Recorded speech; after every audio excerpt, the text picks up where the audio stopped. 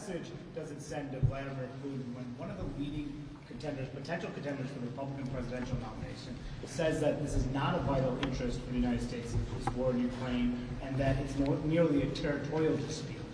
Well, I mean, I think that there are lots of different opinions on U.S. involvement in Ukraine, but I think the majority opinion among Senate Republicans is that the United States has a vital national security interest there in stopping Russian aggression, and that's certainly the view I have. Senator Thune, have you specifically and directly spoken with Leader McConnell? I have not spoken with him. I have communicated with him, but we look forward to making that happen. How do you communicate with him? Well, text. Yeah.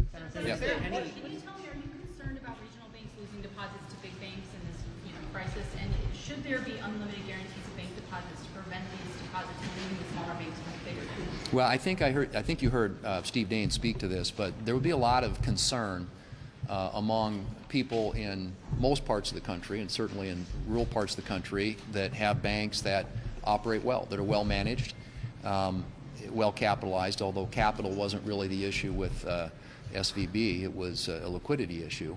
But I think there are people across the country who are watching this closely and are going to try to determine whether or not they're going to be on the hook for a lot of this mismanagement. But again, I would come back to the thing we want to get answered first and foremost is, where did the regulators fail? Why did we not anticipate this and see this coming, knowing full well that there were lots of warning signs that should have tipped the regulators off? Senator,